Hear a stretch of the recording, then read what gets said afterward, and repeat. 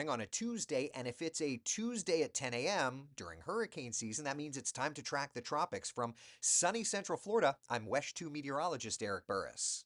And in Savannah, Georgia, I'm WJCL 22 Chief Meteorologist Jeremy Nelson. All right, so Jeremy, we've got ourselves a tropical system. Let's get right to it and see what's doing. This is Tropical Storm Fernand, or is it Fernand? I don't know how you want to say it.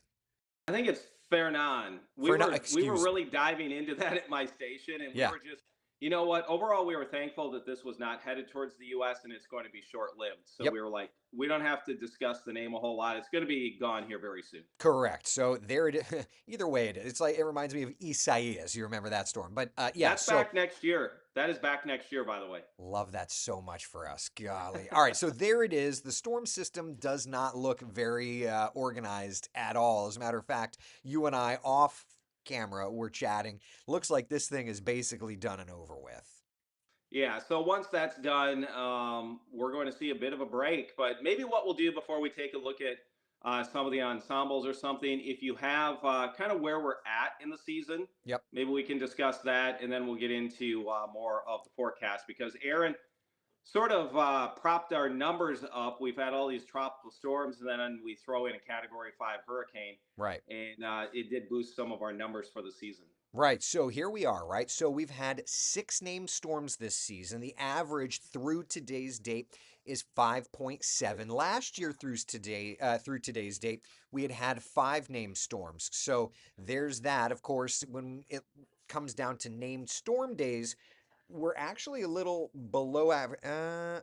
Actually, I got this wrong. So 20 but the 30-year average is not 24.5. The 30-year average is 19.4. So ignore that. So around But average. yeah, yeah. So we're around average. As far as the ace goes, this is accurate, Jeremy.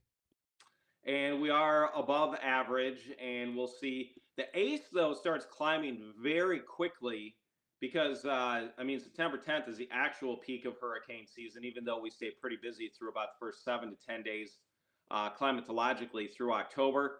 So the ace numbers start going up very fast. If we get a week where we don't have any systems, we'll be probably around average or a little bit below with how fast the ace climbs. But Aaron, Category 5 hurricane that hung around a long time. It was a major hurricane, then a hurricane for bookending that, and that really elevated the ACE score. Right. And Fernand is not adding a lot. It might end up being close to two. I think it was between around 1.8, 1.9 or something like that. Yeah, yeah. So we'll watch and see how that, of course, tracks on. But the good news is, once we clear ourselves from Fernand, potato, there doesn't seem to be any sort of big home run deals in the next couple of days. As a matter of fact, the National Hurricane Center is not looking at any other areas of interest beyond the tropical system. Yeah. So areas of interest, some people refer to those as the lemons or the oranges, those yellow Ugh. orange colors. No. I know, but some people No. call it that. We don't usually refer to that, but some people that's kind of they see that and that's what they think of. So nothing like that across the basin right now. But as we were discussing, I would not be totally surprised if maybe we do get one of those yellow areas of interest showing up somewhere, possibly off the southeast coastline Right. early next week. Doesn't look super impressive, Right. but just kind of looking forward to anything that may be in the basin. So let's do this then. I mean, we know that there's nothing out there at the moment. So then let's bring up the computer models and let's just kind of get an idea of what's happening. Okay. So this is the raw American GFS model, the current run, and we're just looking at pressure anomalies. Okay. So rolling through time, not really seeing anything. And now right here, this is Saturday the 30th. Maybe a little area of low pressure, kind of an old front just bubbling anywhere from Louisiana all the way to like Bermuda, but no home runs there. Um, Looking ahead to like September 2nd, moisture coming off of Florida, perhaps developing into something weak and sloppy out from about the Bahamas to the offshore waters, Jeremy. So there's kind of that first indicator that there could be something. Yeah, and as you mentioned, these don't seem overly organized, all that impressive, just sort of lows that we would keep an eye on. Maybe falling into that 20% area of interest that the National Hurricane Center sometimes tag. So you said that's the GFS? Yep, yep, and that doesn't even take it the full way. We'll continue running the GFS here, okay? So Okay. that's through Thursday, September 4th. We'll keep running homegrown system potentially. Then all the way to the end, that's basically it. Maybe some broad low pressure down in the Caribbean, but that's that. Let's re-rack it and let's switch over to the European, okay? These orange shades, that's high pressure. You're not going to develop a tropical system in high pressure. Again, maybe what we see here, this is what's so interesting, and this is worth a broader discussion, Jeremy. So this is Saturday, storm system over Mississippi, non-tropical storm system. Watch how it rolls off the coast and maybe at the very end of that 60 run tries to develop into something tropical and pulls away. And so to that point, before I go further, the model keeps going, but before I go any further, let's just take a moment, okay? There's a cold front that is over my area right now, south of your area. We're watching on the models, it seems like it wants to do these fronts and bubble ups. That is a very late September into October type weather pattern. Are we starting fall early this year? I don't know. We were down in the 60s this morning, which is the first time in a while for the Savannah area. So it was cooler, less humid here. It does give you those maybe early indications that, Yeah, oh, is this fall? As I was telling people last night, this definitely is not fall. We'll have more 90s, more right. hot weather ahead. But at least it's a nice break. And yeah, it does start to make you think, okay, is this a little earlier onset this year? But I won't judge it based off one cold front. Right, right. Yeah, no, but the idea that the atmosphere is already doing that look, like you said, it's not we're not in forever fall here, but it's an interesting little adjustment, and I think that that's worth at least noting. So, okay, back to the model. This is the European. To go out further, you have to go to the 00Z. But I want to note, look on the right side out near the Antilles. Okay, that is something the GFS did not have, but the European, by about September 8th, 9th, 10th, does have a little something out there, way out there. Yeah, and I mean that is pretty far out. That's almost on the same track as like an Aaron or a Fernand. So we'll see where it goes if it develops. That's a long ways out. What we are probably thinking is if we start to get busy again, it might be the back half of September Right. into early October is probably our next sort of favored time window. And then, as you were mentioning, we'll just keep an eye on some of these lows that may meander as a cold front drops through, see if a low forms near that. The one that you pointed out off the southeast coast, it Yeah. appears on models. The good news is if something does develop, it's moving away or to the northeast from the southeast in Yep. Florida. Yep. Yeah. Yeah. So that's moving away is fine. If we could have 1,000 fish storms and have nothing that impacts us, I think we could all be very okay with that.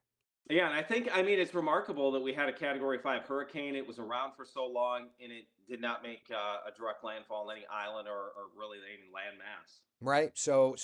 As Max Mayfield so famously says, Um, it's only a bad hurricane season if something hits you, right? Like you could have one, like Andrew. We just celebrated. We just went through the anniversary of Hurricane Andrew's 1992 landfall, and that remember that was a Category 5 storm that made landfall. A named storm, and it was during August. So it takes one, and that one like changed the world when you think about it. Yep, and then obviously we're at the 20-year anniversary of Katrina, so kind of thinking back at some of these blockbuster type hurricanes, and then of course coming up in September 26th, 27th, we'll have it'll be a year since Helene that was devastating from Florida all the way up into the Appalachians. My Right, area was saw a lot of impacts from that one in my neighborhood. I know we had some huge debris piles that hung around till right. they finally got cleared the week of Thanksgiving. So it was a massive cleanup effort. We had power outages in some areas that lasted more than 2 weeks. Right. So we could go hopefully years to decades, and we don't need more impacts in my area. No, no. I mean, I think everybody would agree with that, right? Yeah. So, okay, all right. Let's get back over to the models now. This is now the ensembles, and if you're unfamiliar, think of the ensemble like this. You run the GFS, you run the Euro. That's the big processing power. Then let's go back and revisit things, okay? And that's where the ensembles come in. And basically, it's just different flavors of the same thing. So, a couple of little indicators here around the 1st of September, some sort of a piece of energy from the Gulf kind of riding across Florida and up the eastern seaboard. Nothing big. Then there's a couple of these little ensemble members around September 7th, 8th, 9th that want to start popping stuff around the Caribbean. The deterministic run of the GFS does not show this, whereas the ensemble action is showing that, Jeremy. So it's kind of interesting to see what ends up happening here in actuality. Yeah, and that would take us into the second week of September. So we likely get through upcoming holiday weekend, no issues. And then that second week of September, that's the actual peak of the Atlantic hurricane season. So to see something in the Atlantic basin once you get into week 2 of September, if it was completely quiet, that'd be very unusual to see maybe a storm or two floating Yeah. around somewhere out there. That's pretty common. Yeah, I mean, this is an interest. All I'm going to say at this point is it's an interesting hurricane season, but the season is not over at all. So certainly Right. don't write anything off. Okay, European ensemble. This is the 30th of September. Look at how it's like there's an old front that's kind of throwing a couple of pieces. There's an opportunity for a little piece of energy to develop out over the Gulf, cross Florida Big Bend, and end up off of the east coast of like your area there. So it could be interesting there. Yeah, and that would be like a little homegrown thing, Yep. a little low pressure we just monitor. That's what we were saying, maybe like a 20% area of interest or something. And then beyond that, let me go to the Atlantic Basin. I mean, there's a lot going on here, but um, at the very end, there's some indication of something way, way, way out there. But again, nothing significant. So I think at this point, what we're really looking at, if honest, is going to be these homegrown type deals. You're not at the moment seeing significant indication of a Cabo Verde like full on Atlantic type thing going through. So I think at the moment, that's where we are for the next couple of weeks. Yeah, and we don't see anything also sneaking way south of that ridge over the Atlantic that would keep those storms farther south and then go into the Caribbean. So far, everything has been a little farther north and then curving out, which is great. Hopefully, Yep. that's the entire rest of the season, stuff like that. Yeah, I would take that. So that's kind of where we're at. A couple of people are asking about the Madden-Julian oscillation. That's kind of an interesting thing to go over. Of course, Jeremy, we know that the Madden-Julian oscillation is a way to look at kind of who's hot and who's not atmospherically when it comes to tropical activity. So if we switch over from the world view to the Atlantic Basin view, we're not really in phase right now, which is why we're not seeing activity developing. But watch around September 1st or 2nd. We don't go hard in phase, but at least the Caribbean, the waters around the United States itch a little closer. So we could see something perhaps try to develop. But after that, watch how quickly those browns show back up and we go right back out of phase. So there's not a lot of support, at least from the Madden-Julian oscillation perspective. Yeah, and what was that? How far were you showing out there? That's through September 11th, actually. Okay, so that's why, again, as we were discussing a few minutes ago, probably back half of September into early October would be our next, maybe a little more active phase in the Atlantic Basin, and we'll see if that happens. By that point, though, you're late September, early October. You're in the final maybe 2 or 3 week stretch of what we term sort of the broader peak season. Right. Last year, though, hey, we had storms that were causing some problems all the way into November, so we'll be mindful and we'll be here all the way through November 30th.